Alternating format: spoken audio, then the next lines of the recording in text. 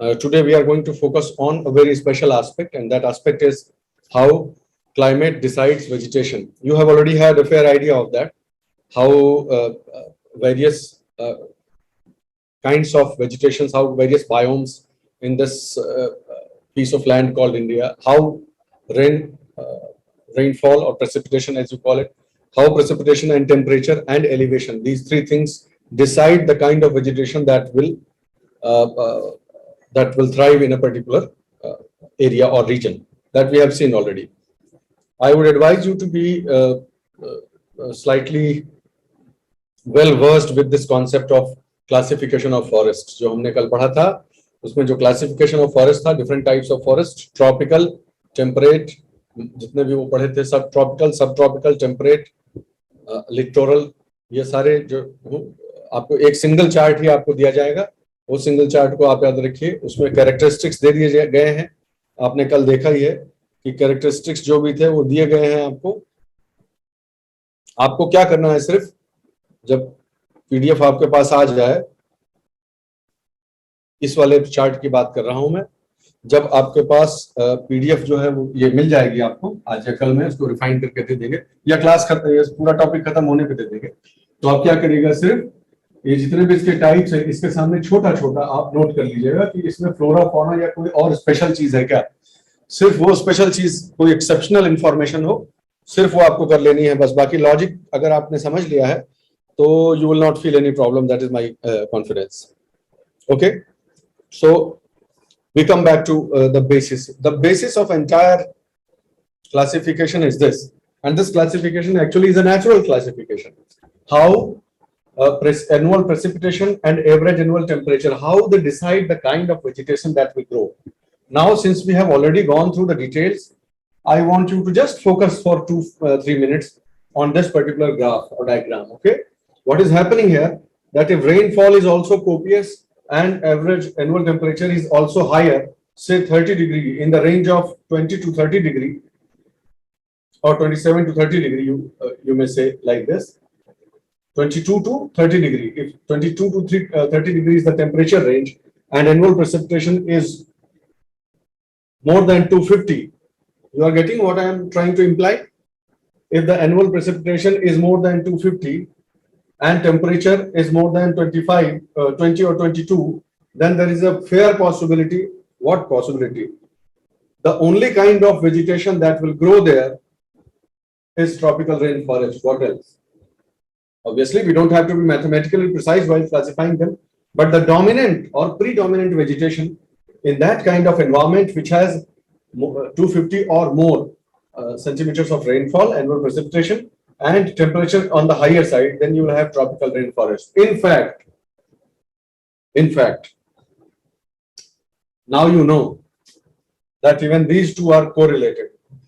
अब जब हमने पूरा ग्लोब और उसकी क्लाइमेटोलॉजी पढ़ ली है, तब आप कॉन्फिडेंस से कह सकते हैं कि नहीं, कि एक्चुअली क्योंकि ये ज्यादा है इसीलिए ये भी ज्यादा है. क्या गलत बोल रहा हूं, बताओ. इक्वेटोरियल रीजन जो होता है, ट्रॉपिकल जो रीजन होता है, उसमें ये ज्यादा होने की वजह से ही तो ये हो रहा है ज्यादा. इक्वेटर ले लीजिए तो कन्वेक्शनल रेनफॉल है, जो भी हो रहा है, आईटीसीजेड का शिफ्टिंग हो, अल्टीमेटली हो इसी वजह से रहा है. तो एनुअल मीन टेम्परेचर का भी बहुत इंपॉर्टेंट, का ही सबसे इंपॉर्टेंट फर्क पड़ता है, और प्रेसिपिटेशन तो साथ साथ है. लेकिन एक ही लैटिट्यूड पे टेम्परेचर, क्या किसी, सवाल पूछ रहा हूं और आप बताइएगा, ध्यान से सोच के जवाब दीजिएगा. एक ही लैटिट्यूड पर, एक दिए हुए अक्षांश पर ही अगर देखा जाए, तो क्या ऐसा संभव है कि एक ही लैटिट्यूड पर annual mean temperature drastically different हो?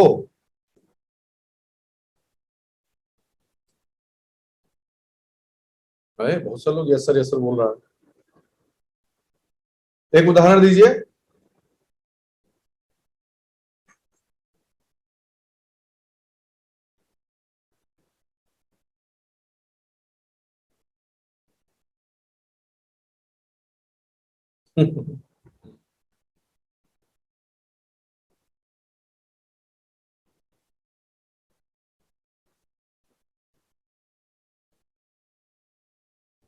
अच्छा, चलो, और आपके उसको और प्रिसाइज और जो है वो दुरूह बना देते हैं। क्या क्या जहां एक लॉन्गिट्यूड और एक लैटिट्यूड एक दूसरे को काट रहे हैं, ठीक है, जिस जगह पे कट रहा है वहां टेम्परेचर वेरिएशन हो सकता है क्या?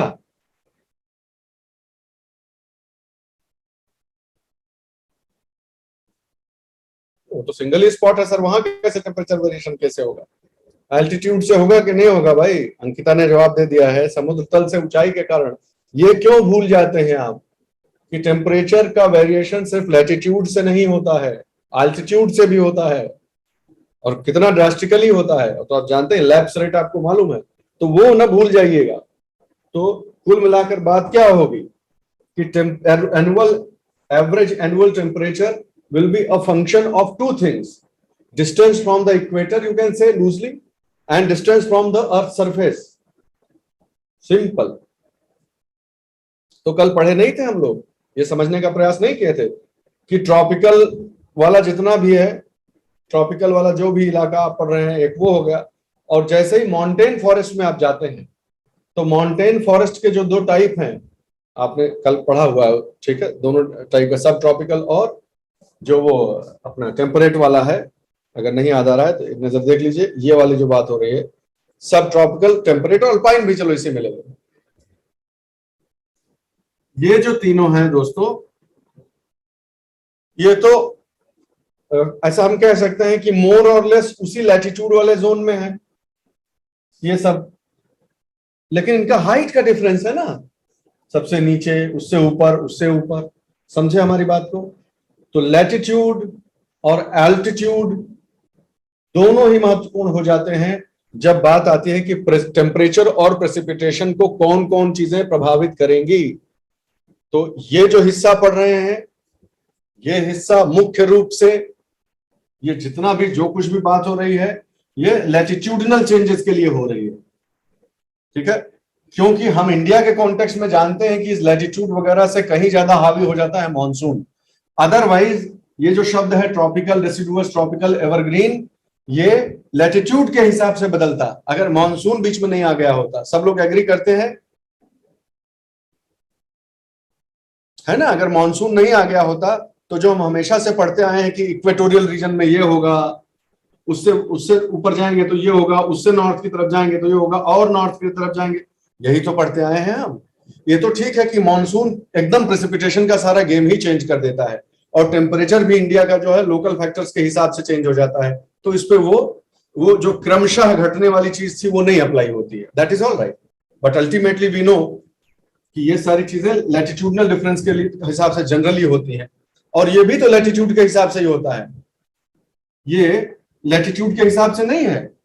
मानो ये देख, इक्वेटर इधर है तो इक्वेटर में सब ट्रॉपिकल हो गया, ये देखो, ये समझो इक्वेटर है, ये पूरा इक्वेटर वाला एरिया, तो इक्वेटर में ये हो गया, उसके बगल में ये ट्रॉपिक्स, ट्रॉपिक्स में ये हो गया, फिर अब इक्वेटर से दूर जा रहे हैं साउथ पोल की तरफ मान लीजिए, तो देखिए वही तो होता जा रहा है।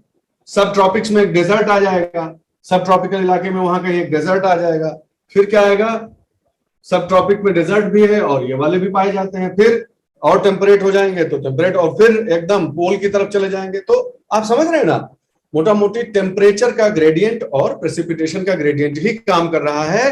अब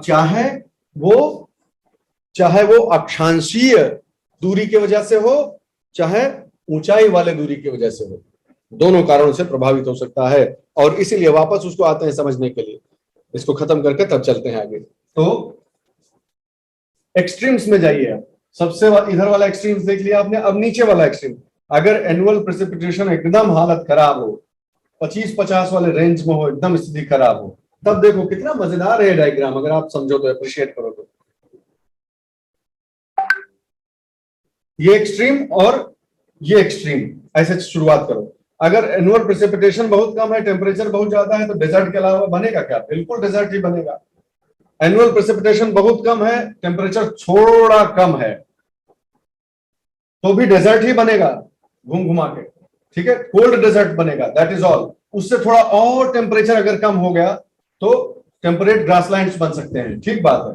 एकदम टेम्परेचर अगर कम है और प्रेसिपिटेशन थोड़ा सा ठीक ठाक है तो टुंड्रा टाइप की वेजिटेशन बनेगी। You understand? इस प्रकार एनुअल प्रेसिपिटेशन और एनुअल टेम्परेचर के अलग अलग तरह से बदलने से अलग अलग तरह की वेजिटेशन ग्रो कर सकती है। कहां सवाना होगा। अब यही आप ये चित्र दिमाग में रहा आपके, तो आपके लॉजिकल क्वेश्चंस हल हो जाया करेंगे। ये रेन फॉरेस्ट, सवाना, ये दोनों ही रेन फॉरेस्ट हैं। एक ट्रॉपिकल है, एक टेम्परेट है। अंतर बस इतना है, टेम्परेचर कम है इधर, ठीक है। फिर डेसिडुअस वाला, ये जोन पूरा डेसिडुअस वाला देखे आ गया, ठीक है। फिर ये सवाना वाला, ग्रासलैंड वाला हो गया। टेम्परेचर थोड़ा ज्यादा है, प्रेसिपिटेशन मॉडरेट है, सवाना टाइप का ग्रासलैंड हो गया, या डेसिडुअस भी होगा और उसके बाद सवाना शुरू हो जाएगा अगर प्रेसिपिटेशन कम हुआ। समझ रहे हैं बात को? तो प्रेसिपिटेशन ज्यादा है तो डेसिडुअस टाइप का, ये पूरी बेल्ट ही डेसिडुअस की है सच पूछो तो।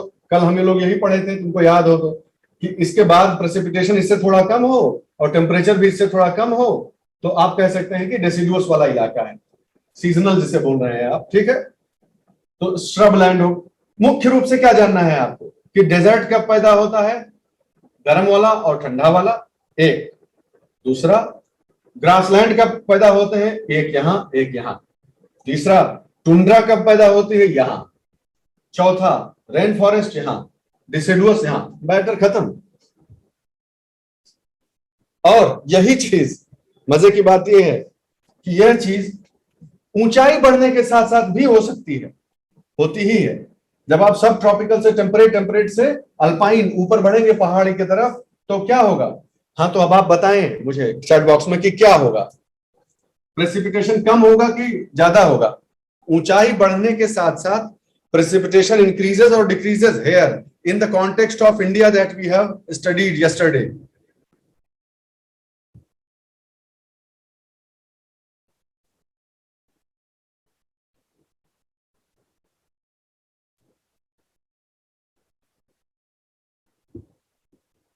नहीं जवाब आ रहा है भाई, इंटरनेट की समस्या हो सकती है।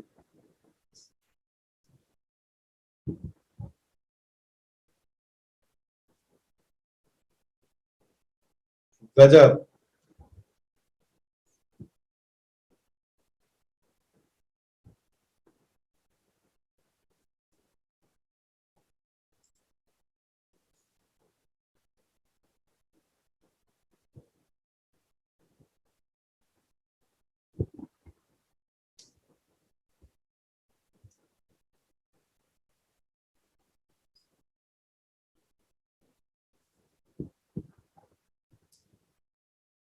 क्या हुआ भाई आप लोगों को, क्यों कंफ्यूजन हो रहा है इस छोटी सी चीज में?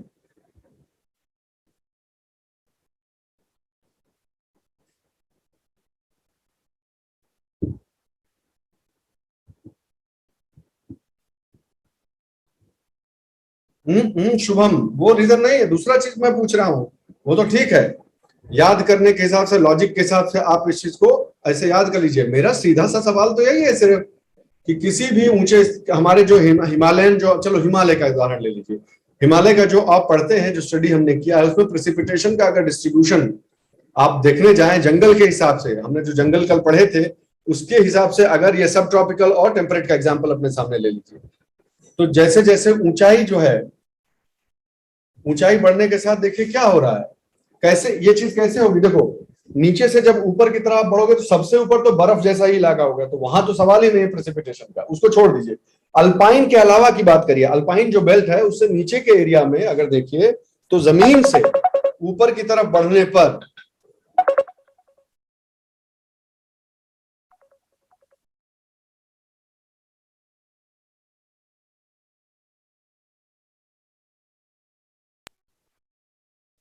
okay, fine, let us resume.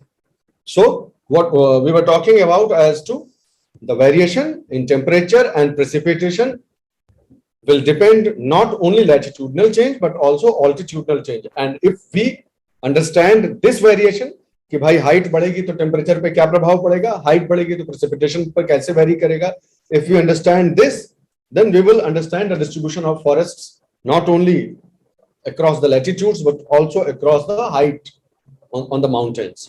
ये हमको समझ में आ जाएगा, ठीक है। अगर ये चित्र, आप सिर्फ इस चित्र को अच्छे से देख लीजिएगा, इसके फंडे को समझ लीजिएगा, and that will be it. उसके बाद अगर आप वेजिटेशन को समझ गए हैं, जब आप फॉरेस्ट के टाइप्स को अब समझ गए हैं, तो आप हल्का से देखो, 3 चीज होनी चाहिए अगर आप रटने से बचना चाहते हैं। थोड़ा बहुत तो याद करना पड़ेगा, देखो थोड़ा बहुत याद तो करना पड़ेगा, क्योंकि 1 या 2 सवाल आ ही रहा है नेशनल पार्क से, बायोस्फीयर रिजर्व से 1 दो सवाल आ जा रहा है। अब वो ज्योग्राफी और एनवायरमेंट कह लीजिए, ज्योग्राफी कह लीजिए, आता जरूर है कहीं ना कहीं, तो थोड़ा बहुत तो याद करना पड़ेगा। लेकिन अगर आप ये वेजिटेशन का टाइप समझ गए हैं, फॉरेस्ट के टाइप्स को समझ गए हैं जो हमने पढ़ाई की, प्लस अगर आपने जो माउंटेन्स हैं इंडिया के जो माउंटेन सीरीज है, जितने भी इंपॉर्टेंट माउंटेन्स हैं, उसका लोकेशन हल्का सा मालूम, और दूसरा रिवर बेसिन। 3 चीज खाली आपको कहूंगा।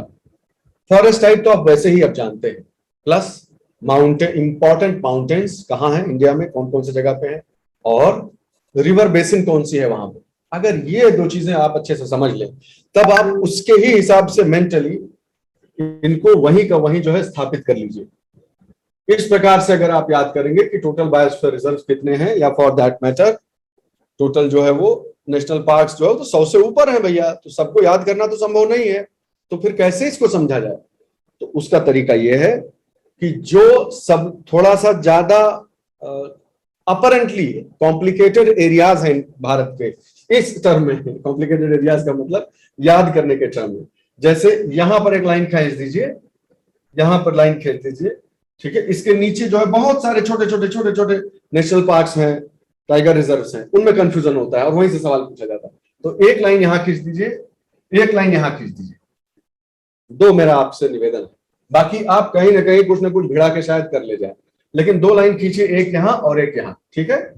इधर वाला ठीक से याद कर लीजिए, इधर वाला ठीक से याद कर लीजिए, ये मेरी आपको टिप है, क्योंकि एक ऐसी चीज है कि इसमें जो है समझाने वाला कुछ है नहीं, अंततः आपको मेहनत करनी पड़ेगी। और ये जो मैं कह रहा हूं कि इसको ठीक से याद कर लीजिए का क्या अर्थ है, इसको ठीक से ऐसे समझ लीजिए कि कौन से नेशनल पार्क, अरे 10 होंगे, 15 होंगे इधर, 10-12 इधर होंगे, 10-12-15 इधर होंगे, दैट्स ऑल। पूरा याद करने से तो बच जाएंगे आप। तो आप ये समझ लें भाई खाली कि कौन सा नेशनल पार्क किस रिवर बेसिन के आसपास पड़ रहा है, इस इंटीग्रेटेड तरीके से आप याद करिए। कौन सी नदी बह रही है उसके थ्रू। अक्सर ऐसा भी होता है कि सेंचुरीज का नाम उन नदियों के ही आधार पर या पर्वतों के नाम के आधार पर रख दिया जाता है। इस तरह से कोरिलेट करके आपको पढ़ना चाहिए, ये मेरा व्यू है इसमें कुछ ऐसा नहीं कि मैं भी इसमें अब कविता बनाने पे आ जाऊं तो इसका न्यूमोनिक्स बना के ये सब करने लगूंगा, that's not my job. Ultimately this is your job. तो आपको मैंने तरीका बता दिया कि सबसे अच्छा तरीका ये है कि इन पर और इस पर ज्यादा फोकस कर लीजिए, खूब अच्छे से फोकस कर लीजिए, और थोड़ा बहुत माउंटेन वाली बेल्ट पे, दैट्स ऑल। इन 3 एरियाज को ज्यादा फोकस करिए, अगर उसके बाद एनर्जी और टाइम बचे तब फिर बाकी का आप देख लीजिए। ये अगर खाली आप कर लेंगे कर्नाटका के नीचे, कर्नाटका से लेकर नीचे वाला, तो आप काफी कंफर्टेबल हो जाएंगे, कॉन्फिडेंस आ जाएगा आपको, और शायद सवाल भी आ जाए और सही हो जाए। इस बात को ध्यान रखिएगा। तो माउंटेन्स और रिवर्स ये जरूर जान लेनी है कि नेशनल पार्क किसके किसके किनारे स्थित है। अभी समय नहीं है, जो इस बार प्लेन्स में अपीयर हो रहे हैं उनके लिए उतना लंबा चौड़ा टाइम नहीं है, वो उनको याद कर लेना चाहिए, सीधे फटाफट याद कर लेना चाहिए। बाकी जो आगे के लिए तैयार हो रहे हैं उनको चाहिए कि एक सादा मैप लेके उसमें पॉइंट बैठा के river wise, river basin wise ऐसे ऐसे 2-3 लाइन खींच दीजिए, 1 2 3 4, और उन टुकड़ों में बैठा के आप उनको नेशनल पार्क को याद करेंगे तो मेरे हिसाब से अच्छा रहेगा। एक और, तो ये पता कैसे चले कि कौन सा नेशनल पार्क ज्यादा इंपॉर्टेंट है। देखो, अगर मंशा ये है कि ये सवाल ऐसा बनाना है कि आंसर बहुत कठिन हो जाए तो बहुत डिफिकल्ट है, फिर आपको वहां तुक्का ही लगाना पड़ेगा, एक्सक्लूजन के हिसाब से करना पड़ेगा।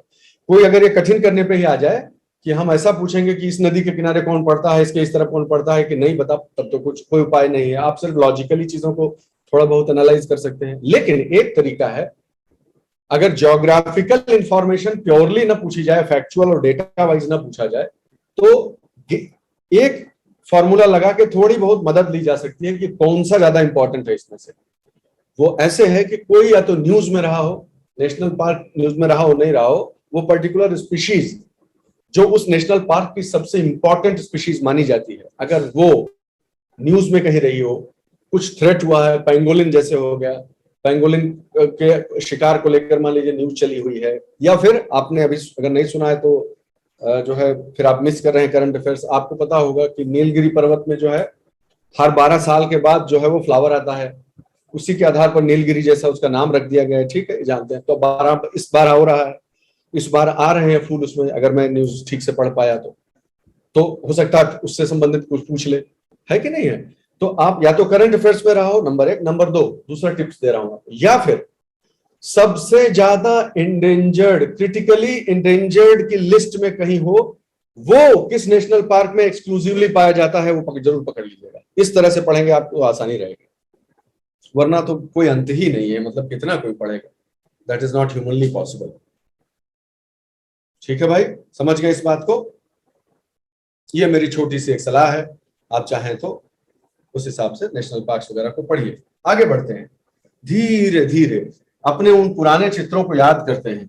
अब क्लाइमेट आप समझ चुके हैं, रेनफॉल समझ चुके हैं, टेम्परेचर डिस्ट्रीब्यूशन समझ चुके हैं, बेड रॉक समझ चुके हैं, सॉइल सिस्टम आप समझ चुके हैं, मतलब कुल मिलाकर कुछ भी बाकी नहीं रहा है। तो अगर ऐसा है तो नेचुरली कौन सी वेजिटेशन वहां पैदा होती है वो अब आप जानते हैं कि नहीं। नेचुरली, बिना ह्यूमन इंटरवेंशन के इतना पानी बरसता हो, इतना टेम्परेचर रहता हो, ऐसी टोपोग्राफी हो, इस प्रकार की मिट्टी हो, जमीन हो, तो वहां कैसे पौधे उगेंगे वो नेचर ने डिसाइड किया हुआ है और वो आपने पढ़ लिया है ऑलरेडी।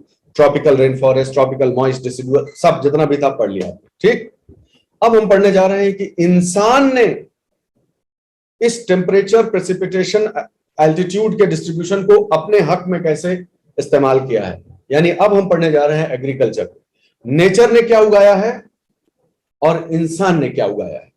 आइडियल सिचुएशन, आदर्श परिस्थिति यही है कि इंसान ने जो उगाया हो वो नेचर वाले के सबसे करीब हो, लेकिन क्योंकि अब कहीं भी इरिगेशन की फैसिलिटी हो सकती है ना, कहीं भी जो तत्व की कमी है सॉइल में वो कहीं से लाके डाला जा सकता है, इसलिए वो लॉजिक स्ट्रेट अवे नहीं अप्लाई होता है, उसके कुछ वेरिएशंस और मॉडिफिकेशंस हो जाते हैं। तो अब हम एग्रीकल्चर की तरफ देखते हैं भाई। तो अगर जियोलॉजी जानते हैं आप, जियोमॉर्फोलॉजी जानते हैं, बिल्कुल जानते हैं। जियोमॉर्फोलॉजी का सिंपल सा मतलब ये हुआ कि भाई आपको मालूम होना चाहिए कहाँ किस प्रकार के पर्वत बने हैं, कहाँ किस प्रकार के जो है पठार हैं, कहाँ किस प्रकार के जो है वो नदियां हैं। ठीक है, ये भी आप जानते हैं, कहाँ रेगिस्तान है, सब आपके सामने दिख रहा है आपके राइट साइड में। और मोटा मोटी इसके नीचे जो है वो ये सारी चीजें हैं, ये बेड रॉक है। ठीक है, और इसके ऊपर ये सब बना हुआ है, ये सब बन के डेवलप हो गया है, यही सच्चाई है। और अब इन दो के ऊपर दो और मैप, अगर एक के ऊपर एक के ऊपर एक के ऊपर एक रखते जाइए तो ये सिचुएशन बनती जाएगी। ठीक है, उसी इलाके में जो अभी मैप ऊपर गया उसमें टेम्परेचर का डिस्ट्रीब्यूशन क्या है। ये इलाके बहुत ठंडे हैं भाई, ये इलाका बहुत गर्म है। ठीक बात है, ये गर्म वाले इलाका है, ये राजस्थान वगैरह का मीन एनुअल टेम्परेचर की बात हो रही है, क्योंकि यहाँ जाड़ा भी हचक के पड़ता है, इसलिए गर्म। समझ रहे हो ना बात, सिर्फ और सिर्फ एवरेज एनुअल टेम्परेचर की यहाँ बात हो रही है। अगर सिर्फ और सिर्फ समर्स की बात होती तो ये बहुत गर्म दिखाई पड़ता, ये ठंडा भी तो उतना ही होता है, इसलिए एवरेज की बात करते हैं। तो एवरेज टेम्परेचर यहाँ ज्यादा रहता है, फिर यहाँ यहाँ यहाँ चार मुख्य भाग साफ साफ दिखाई पड़ रहे हैं एवरेज टेम्परेचर के। और हम जानते हैं कि सिर्फ ऐसे ऐसे चलने पे नहीं, ऊपर उठने पे भी, हिमालय में हाइट पे भी टेम्परेचर वेरी करता है।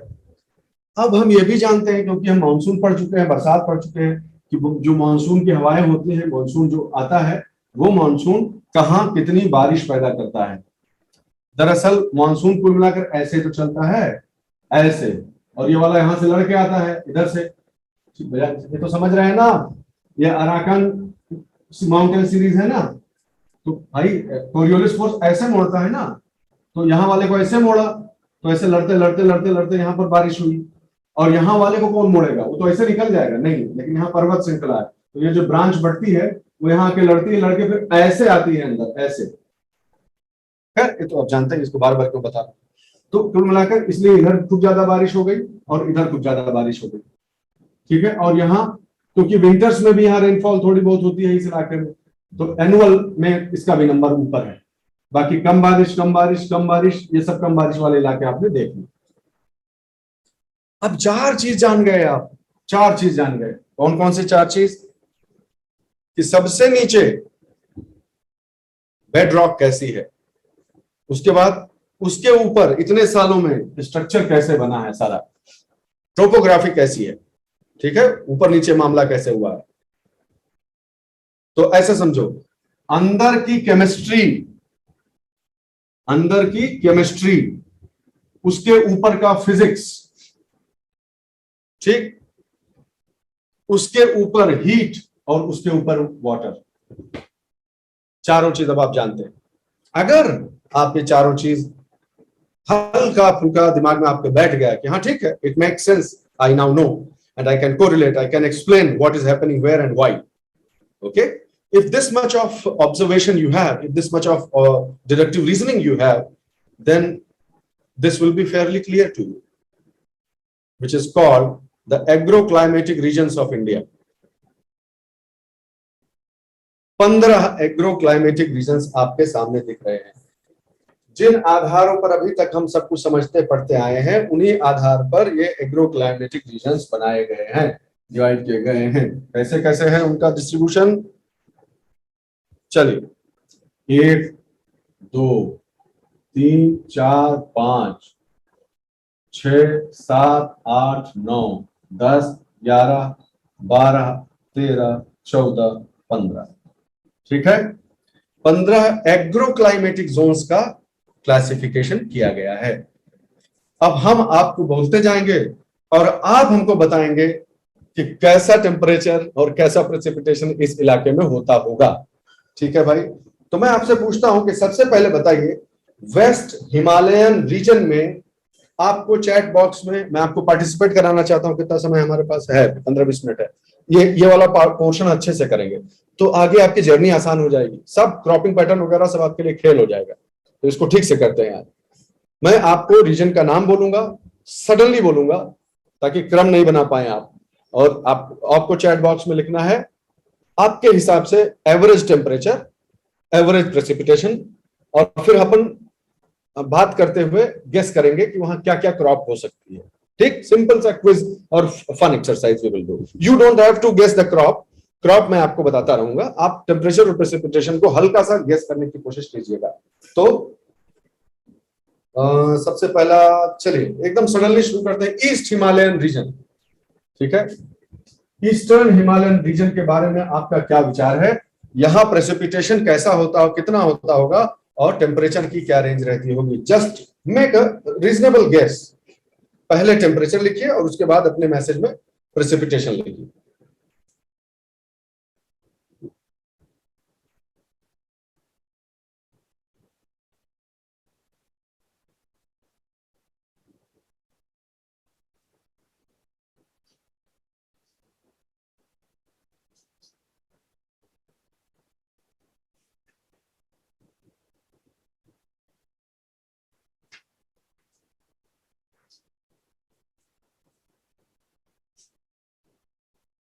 देखो लॉजिक काम करने लगा कि नहीं, कितनी अच्छी बात है, इस प्रकार से हम समझेंगे तो कितना बढ़िया रहेगा, ठीक, मोर और less you are there, do not worry, you are there, क्योंकि अब आप लॉजिक भी तो लगाइए।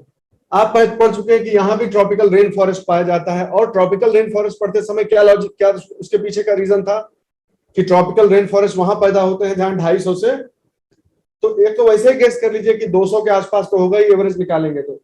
You got my point. तो ईस्टर्न हिमालयन रीजन में हमने जो लॉजिक लगाया था उसके हिसाब से टेम्परेचर और प्रेसिपिटेशन की रेंज मोर और लेस ठीक है, इसमें कोई दो राय नहीं। अब आप अपने अवेलेबल नॉलेज के हिसाब से या अपने लॉजिक के हिसाब से,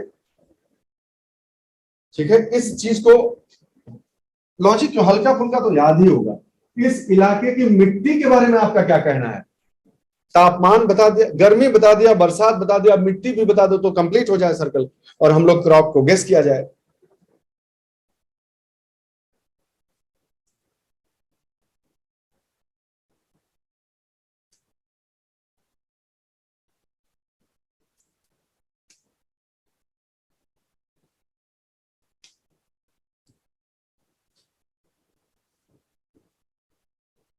हाँ ठीक है, गो अहेड। और पहाड़ों की सॉइल को ब्राउनिश सॉइल नहीं, ब्राउनिश नहीं होती है, रेड ब्राउन सॉइल या रेड सॉइल, रेड सॉइल के ही वेरिएशंस होंगे कि नहीं होंगे यहाँ पर। बिल्कुल सही है, माउंटेन सॉइल्स होंगी और लेटराइटिक सॉइल्स होंगी। तो रेड सॉइल के वेरियस जो है मॉडिफिकेशन ज्यादा मिलने की संभावना है। अगर ये तीनों चीजें आप जानते हैं तो रेड सॉइल की प्रोडक्टिविटी कैसी होती है? एक्सेप्शनल, बहुत अच्छी होती है, या पुअर होती है?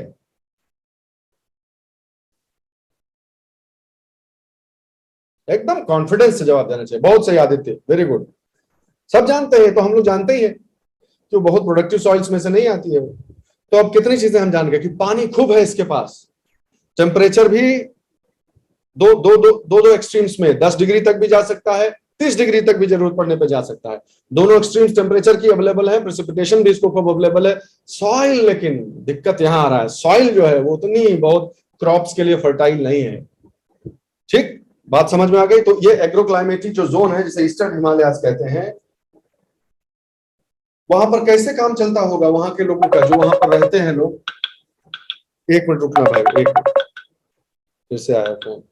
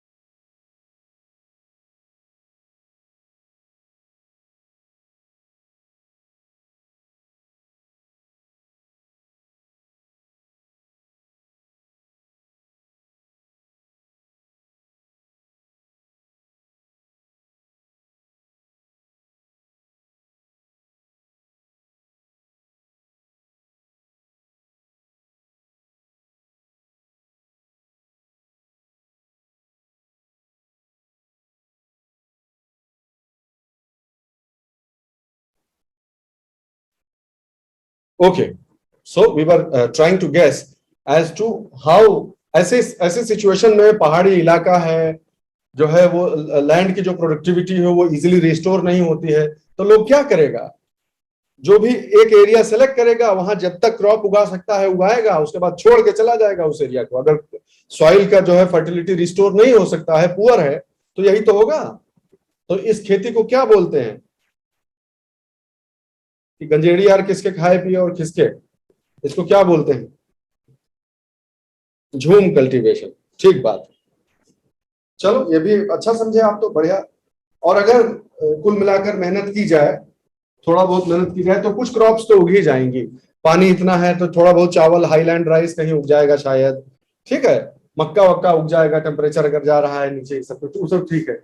ऐसा क्लाइमेट जो है वो, क्या हम कह सकते हैं कि ऑर्चर्ड्स के लिए अच्छा होगा?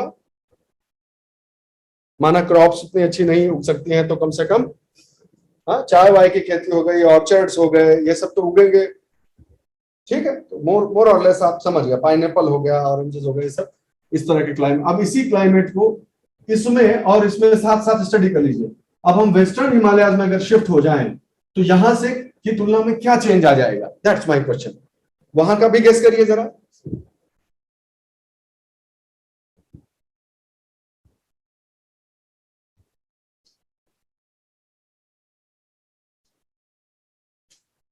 सबसे बड़ा चेंज क्या होगा? हाँ, एक, दोनों ही सही जा रहे हैं आप, दोनों ही चीजें अच्छी गेस कर रहे हैं। आप जानते हैं कि जब हम हिमालयाज में इधर से इधर की तरफ मूव करते हैं, तो प्रेसिपिटेशन कम होता जाता है, और यहाँ पे टेम्परेचर भी तो कम रहेगा। टेम्परेचर की एक्सट्रीम्स यहाँ आएंगी, ठीक है, माइनस में भी टेम्परेचर जाया करता है भैया इस इलाके में। तो उस हिसाब से अगर देखिए, तो दो भाग कर लीजिए, एक तो पहाड़ी क्षेत्र और दूसरा वैलीज। कुछ कुछ वैलीज भी है ना, कश्मीर खुद अपने आप में एक वैली में ही है ना। तो और ये भी जानते हो कि ये नदियों वाला क्षेत्र है। अच्छा, यहां भी ब्रह्मपुत्र वाला एक इलाका तो होगा ही। जो ब्रह्मपुत्र का इलाका है वो तो मैदानी इलाका है ही, उसको छोड़ के बाकी की बात हो रही थी ईस्टर्न हिमालय की, ठीक है। यहां पर क्या होगा, यहां पर एक तो पहाड़ी एरिया हो गया और फिर कुछ वैलीज हो गई। वैलीज, समझ गए बात? तो वैलीज में मैं पूछना ये चाह रहा हूं कि वैलीज जहां पर होंगी वहां पर किस तरह की सॉइल होगी, और माउंटेन जहां होगा वहां किस तरह की सॉइल होगी? Please guess. पहले वैली वाली सॉइल लिखिए, फिर माउंटेन वाली सॉइल लिखिए।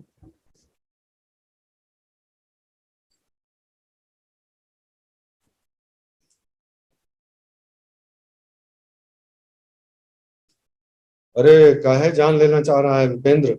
ब्लैक लिख रहा है, वहां ब्लैक सॉइल लिख रहा है।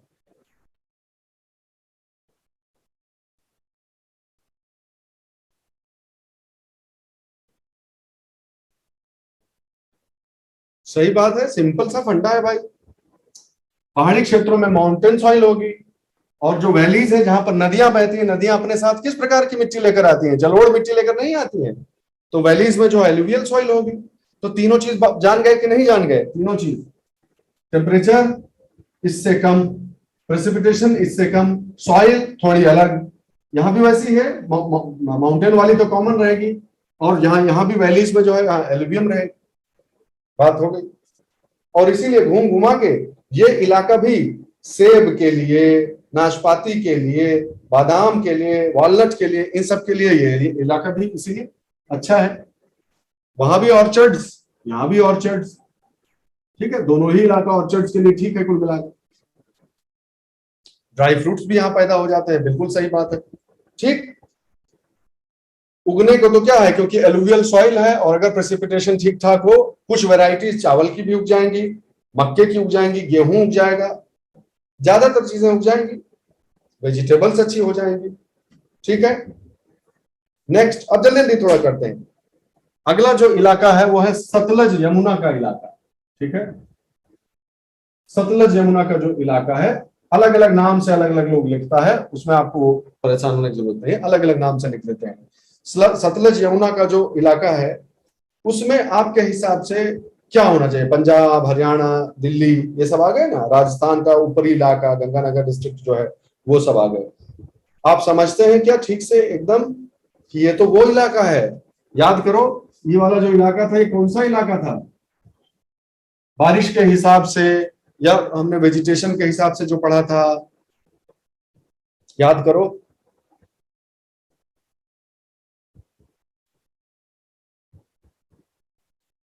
Exactly, semi arid. यहाँ तो एरिड ही हो जाता है मामला। तो ये सेमी एरिड इलाका है, मतलब बारिश बहुत ज्यादा नहीं है, 50 से 100 के बीच में है ना? प्रेसिपिटेशन 50 से 100 के बीच में। और टेम्परेचर अगर गेस करना हो तो ऑब्वियसली थोड़ा ज्यादा रहेगा, यहाँ से ज्यादा, तो गर्मी वाला इलाका है। तो ओवरऑल मीन आप निकालेंगे तो 20 डिग्री से लेकर 15-20 डिग्री, मतलब जाड़े में 10 डिग्री कह लीजिए, और एक तरफ 10 डिग्री जा रहा है जाड़े में, और दूसरी तरफ 30 डिग्री भी जा रहा है, 35 डिग्री जा रहा है, 40 छू जा रहा है, ऐसा भी होता है। ठीक बात है। यहाँ की जमीन आपके हिसाब से कैसी होगी? प्रोडक्टिव होगी कि नॉर्मल होगी, बस एवरेज, ऑर्डिनरी होगी? कॉन्सेप्ट एकदम क्लियर होना चाहिए, इसलिए यहाँ की जमीन प्रोडक्टिव होगी कि एवरेज होगी? इस इलाके का नाम मैंने क्या बोला?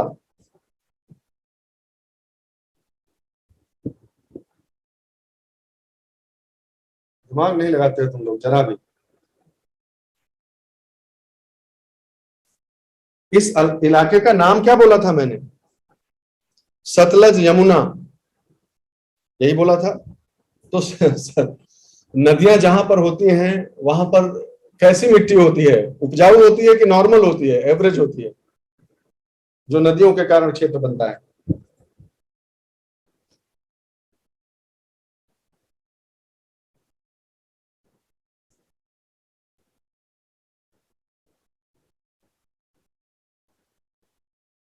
तो फिर काहे कंफ्यूज होते हो भाई?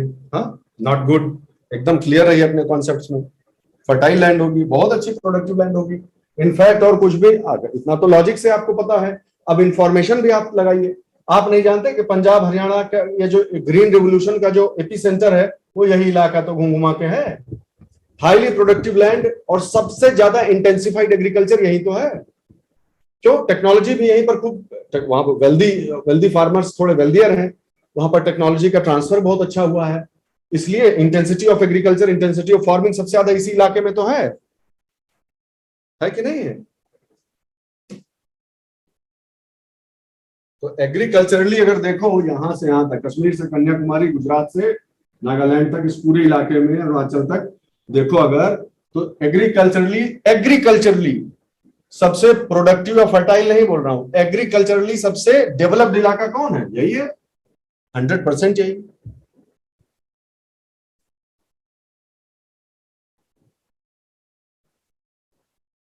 ठीक, आगे बढ़ जाइए फटाक से। गंगा का जो मैदान है इसको 3 भाग में बांट दीजिए, ठीक है? गंगा के मैदान को 1, 2 और 3 भाग में। तीनों में अब ज्यादा बहुत बहस करने का फायदा नहीं है, जल्दी जल्दी बताते जाइए कि तीनों में जब हम इधर से इधर को आगे बढ़ेंगे तो क्या चेंजेस आएंगे प्रेसिपिटेशन में, टेम्परेचर में। ये तो जानते ही हो कि प्रेसिपिटेशन इधर से इधर कम होता जाता है, तो सबसे ज्यादा प्रेसिपिटेशन यहाँ होगा, उससे कम उससे कम। मानते हैं बात आप? फिर नदियों द्वारा जो लाई गई मिट्टी, ये तो आप पूरा समझते ही है, क्या ये डेल्टा क्षेत्र भी है, आप समझते हैं कि ये डेल्टा क्षेत्र भी है, ठीक बात है। घूम घुमा के मिट्टी, मिट्टी में क्या परिवर्तन आएगा? ये पूरा ही इलाका जो है वो दोमट मिट्टी का है, जलोढ़ और दोमट मिट्टी से बना हुआ है कि नहीं है? इस इलाके में ग्राउंड वाटर की भी समस्या बहुत ज्यादा नहीं रहेगी, यहाँ पर स्पेशली इस इलाके में, ठीक है? ग्राउंड वाटर की समस्या नहीं रहेगी।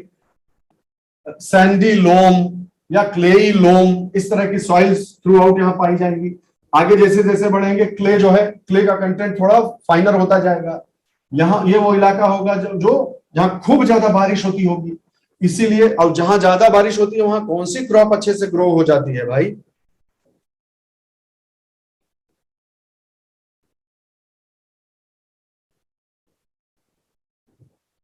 लो, आपको पहले से ही मालूम है, बहुत अच्छी बात है, कॉमन सेंस है, लेकिन सही जगह पे लगाते जाइए।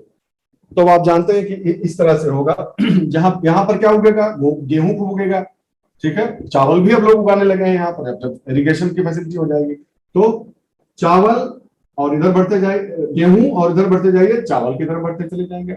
जूट हो, जितने भी पानी के ऊपर निर्भर वाले, इनफैक्ट इस इलाके में तो एक साल में 3-3 तरह के चावल लोग उगा लेते हैं। औस, अमन, बोरो, 3 तरह का चावल का लोग ले लेता है, जानते ही आप? कपास का है लिख रहा है Shubham, are you sure about kapas? गन्ना ठीक है, जूट ठीक है, ये सब वाटर पे जो है हाईली डिपेंडेंट है। कपास ब्लैक सॉइल में नहीं होता है, आई एम जस्ट आस्किंग। अगर हम, बात ये नहीं है ना, बात ये नहीं है कि जो है कपास यहाँ उग ही नहीं सकता है, ये सवाल नहीं हो रहा है। सवाल ये हो रहा है कि मेन एरियाज कौन से हैं, तो कपास का वो मुख्य एरिया नहीं। ठीक है, चलो आगे बढ़ जाते हैं। और कौन सा आपको ऐसे ही एकदम से पकड़ लो। अगर मैं ये अरावली मालवा वाला इलाका बोल दूं, हाँ, अरावली मालवा का ये इलाका बता दूं, तो फट से बता देंगे आप कि वाटर की स्कैर्सिटी वाला इलाका है, यहाँ पानी की जो है वो दिक्कत होती होगी। बुंदेलखंड, बघेलखंड, है ना, मालवा, ये सब जितना भी इलाका है सेमी एरिड, एरिड के आसपास के इलाके हो जाएंगे। और इस इलाके में देखो अगर, तो कुल मिलाकर कैसी कैसी सॉइल होगी यहाँ पर? इधर तो सैंडी ही है पूरी, यहाँ पर कैसी सॉइल बनेगी? इधर ब्लैक है पूरा, ठीक है? तो ब्लैक का, रेड का, येलो, रेड एंड येलो पढ़ा था ना, रेड एंड येलो सॉइल। तो रेड एंड येलो सॉइल और ब्लैक सॉइल इधर इधर डोमिनेंट है, इन्हीं का मिला जुला रूप यहाँ पर देखने को मिलता है इस इलाके में। तो कौन सी फसल उगानी चाहिए जब यहाँ पानी का स्थिति खराब है? तो क्या उगाना चाहिए?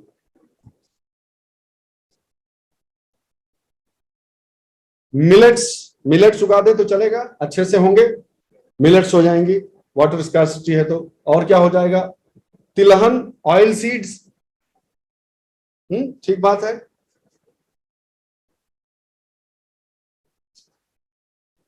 दाल हो जाएगी, दलहन हो जाएगी, तिलहन हो जाएगा अपना, वो सब तो होबे करेगा, गेहूं हो तो ठीक ही है।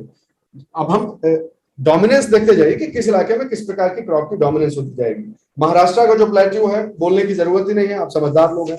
अगर मैं ये फट से बोलूं कि इस इलाके में क्या होगा तो तुरंत ही बता देंगे आप, क्योंकि आप यहाँ के सॉइल के बारे में अच्छे से जानते हैं। तो आप सीधे कह सकते हैं कि इसमें तो ज्यादा सोचना ही नहीं है सर। कॉटन और मूंगफली, कपास और मूंगफली तो आंख बंद करके हम बोल सकते हैं सर, बिल्कुल, बाकी फसलें भी उगेंगी, लेकिन ये दोनों तो होंगे ही सॉइल की वजह से, कॉटन सॉइल की वजह से, और बाकी मिलेट्स भी यहाँ हो जाएंगी क्योंकि ये इलाका ड्राई भी है, पानी की यहाँ किल्लत भी रहती है, आप जानते ही हैं। ठीक है, शुगर केन भी हो सकता, शुगर केन के बारे में स्पेशली पढ़ेंगे। अरे बड़ा अगर मजे से पढ़िए तो बहुत इंटरेस्टिंग है, सब बहुत लॉजिकल है। एक होता है नेचुरल पैटर्न और नेचुरल डिस्ट्रीब्यूशन, ठीक है, कि यहाँ पर ये क्रॉप, यहाँ पर ये क्रॉप, यहाँ ये क्रॉप उगने की संभावना है, उगने के परिस्थितियां हैं। और दूसरा होता है कैसे चीजें शिफ्ट हुई हैं, आखिर ऐसा क्या हुआ कि जो गन्ना प्रोड्यूसिंग एरियाज है, धीरे धीरे गन्ना प्रोड्यूसिंग एरिया ये बनते गए। ये हम लोग पढ़ेंगे, चिंता न करिए, क्रॉप जब पढ़ेंगे तो आपको बताऊंगा। ठीक है, ये भी समझ गए। एक वाइल्ड गेस, चलिए वाइल्ड गेस करते हैं कि इस इलाके में, चलिए अब सीधे इस इलाके को बताइए कि जो ईस्ट कोस्ट है, ईस्ट कोस्टल प्लेन्स में यहां पर आपके हिसाब से कैसी कंडीशंस बनेगी? कोरोमंडल और नॉर्दर्न सरकार इलाका जो है, यहां पर आपके हिसाब से कैसा टेम्परेचर रहता होगा?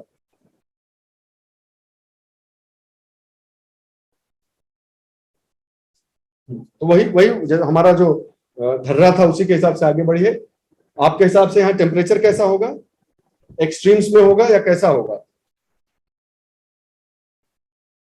एक्सट्रीम्स या मॉडरेट? शाबाश आस्तिक, आप तो समझते हैं, आप समझदार हो जाइए। अब तो आप जानते हैं कि समुद्र के आसपास का बात हो रहा है तो एक्सट्रीम्स नहीं होगा, एक्सट्रीम्स नहीं होगा, ये तो इतना तो वैसे ही बता दीजिए। तो एक्सट्रीम्स टेम्परेचर नहीं होता है, बिल्कुल सही, मॉडरेट टेम्परेचर वाला इलाका। और प्रेसिपिटेशन ठीक ठाक होता है भाई 200-250 नहीं होगा, लेकिन 100-125 तो यहाँ भी हो जाएगा ना, लौटता हुआ मानसून और ये और वो, ये सब तो आप जानते ही हैं। तो 100-125 के करीब यहाँ भी हो जाता है, कोई दिक्कत की बात नहीं है, बारिश तो वहां भी हो जाती है। ठीक है, तो क्या क्या पैदा होगा? चावल तो पैदा हो ही जाएगा, चावल ठीक ठाक पैदा हो जाएगा, कोई दिक्कत नहीं है। और कोस्टल इलाका है तो और क्या पैदा हो जाएगा बताइए भाई? इस पूरे इलाके में जो है जूट भी पैदा हो जाता है, थोड़ा चावल भी पैदा हो जाता है प्रेसिपिटेशन और पानी की अवेलेबिलिटी की वजह से। और क्या हो जाता है? मेज तो रख ही लीजिए साथ, शुगर केन आ गया है शिफ्ट होके, शुगर केन भी पैदा हो जाता है, ये सारी फसलें यहाँ पैदा हो जाती हैं। ठीक भाई, गुजरात अगर बोलूं मैं, जहां पर मैं इस समय यहाँ से कहीं से बाहर आपको आपसे इंटरेक्ट कर रहा हूँ, तो इस गुजरात के इलाके में आपके हिसाब से क्या स्थिति होगी टेम्परेचर के हिसाब से और प्रेसिपिटेशन के हिसाब से? बताइए, ये भी एरिड और सेमी एरिड रीजन जैसा ही है कि नहीं है?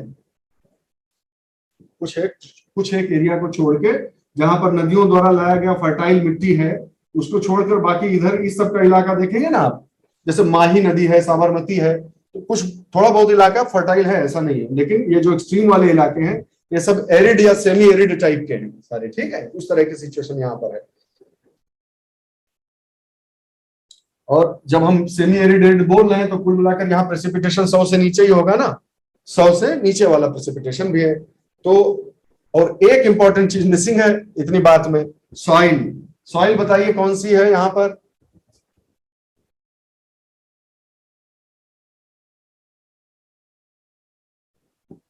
बिल्कुल सही जवाब, बड़े बड़े ब्लैक सॉइल के यहाँ पर पैचेस हैं, बिल्कुल बहुत डोमिनेंट। और इसीलिए यहाँ भी कॉटन, ग्राउंडनट, ये सब खूब अच्छे से होते हैं, तिलहन भी होती है, दलहन भी हो जाती है, ठीक है, मिलेट्स भी उग जाते हैं, लेकिन कॉटन और ग्राउंडनट विशेष रूप से याद रखिएगा।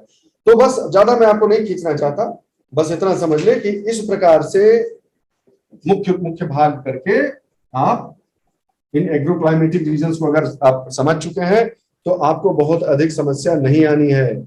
तब अगर अब इस अपनी जितनी भी नॉलेज हमने अभी तक गैदर की है, उसके आधार पर अब देखिए कि क्या ये मानचित्र सही बात कर रहे हैं कि नहीं। क्या ये बात सही है कि ये पूरा इलाका मुख्य रूप से चावल का होगा? गंगा ब्रह्मपुत्र का जो ये मैदान है, ये पूरा जहां भी पानी, ये चित्र देखते रहना, मैं एक दूसरे मैप पे आपको ले जा रहा हूं, ये चित्र देखते रहना, इसी पे नजर रखना आप लोग। ओके ओके, अब नीला वाला चित्र देखो, बारिश देखो, बारिश, बारिश की स्थिति देखो। ठीक, अब वापस उसी चित्र पे चलते हैं, है ना? आप कोरिलेशन को देख पा रहे हैं, महसूस कर पा रहे हैं कि क्यों कोरिलेटेड है? रेनफॉल, प्रेसिपिटेशन का डिस्ट्रीब्यूशन और राइस ग्रोइंग एरियाज देख रहे हैं आप। ठीक है, व्हीट का इलाका देख, उससे कम व्हीट का इलाका हो गया। ठीक है, ज्वार, ज्वार बाजरा कहाँ उगेगा देख लीजिए, ज्वार और बाजरा देख रहे हैं, एरिड सेमी एरिड, ठीक है, एरिड इस वो इलाका हो गया, ठीक है। फॉरेस्ट एंड स्क्रब वाला इलाका देख लीजिए, कहाँ गया भाई, फॉरेस्ट एंड स्क्रब का इलाका हो गया, ठीक है, बीच बीच में जहां जहां फॉरेस्ट एंड स्क्रब का इलाका हो गया, ठीक, ये फॉरेस्ट एंड स्क्रब हो गया, ये चावल वाला हो गया। स्पार्स वेजिटेशन, ये तो आपको मालूम है, स्पार्स वेजिटेशन तो समझते हैं आप, वही जो हम लोग डेजर्ट और उस टाइप के जो क्लाइमेटिक मुख्य, लेकिन क्रॉपिंग एरियाज की अगर बात करिए तो क्रॉपिंग मुख्य रूप से अगर बोला जाए तो यहां उगेगा चावल, ठीक है, यहां भी चावल उग सकता है, अभी बात की थी हमने। तो ये एरिया हो जाएगा चावल का छोटा छोटा, ठीक है। ये एरिया हो गया गेहूं का, मतलब नेचुरली की हम बात कर रहे हैं, ठीक है, गेहूं का हो गया। और ज्वार और बाजरा ऐसे इलाके में उगेंगे जहां पर पानी जो है वो इन दोनों से कम है, ये ज्वार बाजरा हो गया। और उसके बाद मिलेट्स वगैरह जो बाकी की मिलेट्स हैं और ज्यादा कम पानी में उग सकते हैं, वो सब इस इलाके में उगा करेंगे, सिंपल। तो जो भी हमने पढ़ा उससे कोई बहुत अलग नहीं है। हाँ, ये बात ठीक है, मानते हैं कि याद तो करना ही पड़ेगा कि कौन सी फसल के लिए कौन से प्रदेश नंबर 1 पर है, कौन से 2 पर, कौन से 3 पर, ठीक है, लेकिन कम से कम आप थोड़ा बहुत बेसिक्स तो आप जानते हैं, अब उसकी समझ तो रखते हैं। तो अब अगर अचानक से आपको बोल दिया जाए कि ये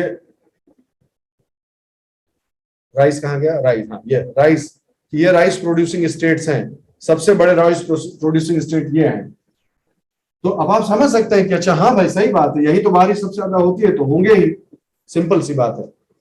यू गॉट माई पॉइंट। अब हम इसके बाद अगली कक्षा में एक एक फसल के बारे में पढ़ने का प्रयास करेंगे, मुख्य रूप से गेहूं, चावल, फाइबर क्रॉप्स, जूट और कपास हो गया, ये हो गया। फिर जो थोड़ा सा मिलेट्स के बारे में, थोड़ा दलहन के बारे में, और कैश क्रॉप्स के बारे में, स्पेशली चाय कितने प्रकार की होती है, कहाँ उगाई जाती है, कॉफी कितने प्रकार की होती है, कहाँ और क्यों उगती है, ठीक है, रबर, तंबाकू, क्या प्रोसेसेस होती हैं, ये वाली चाय, उलोंग टी और ये फलानी टी कैसे अलग है आपस में, इसका पूरा पर्सपेक्टिव हम लोग अच्छे से पढ़ेंगे। मैं सिर्फ एक सलाह देना चाहता हूं कि अब उसके लिए पूरी किताब खरीदना पता नहीं, लेकिन अच्छी किताब है। अगर आप अभी इस एग्जाम के लिए नहीं कह रहा हूं, जो आगे आ रहा है, सामने आ रहा है, अगर आपके पास समय है, अगले साल की तैयारी कर रहे हैं, तो टोटल ज्योग्राफी करके आईसीएससी की किताब है, it's very good. Not to say that NCERT is not good, but what I am saying, it is very updated with respect to data and all. अच्छा है, मुझे अच्छा लगा पढ़ के, मुझे बहुत जानकारी मिली उससे, मुझे बहुत लाभ हुआ। तो टोटल ज्योग्राफी करके कक्षा 10 की किताब है, शायद मैं देख के आपको बता दूं, अच्छी किताब है, you will not regret purchasing it. 400-500 रुपए की होगी, वेट कीजिएगा, जब ऑनलाइन कहीं सस्ता मिल रहा हो या सेकंड हैंड मिल जाए तो वो लीजिएगा, वो आपको हेल्प करेगा, ठीक है।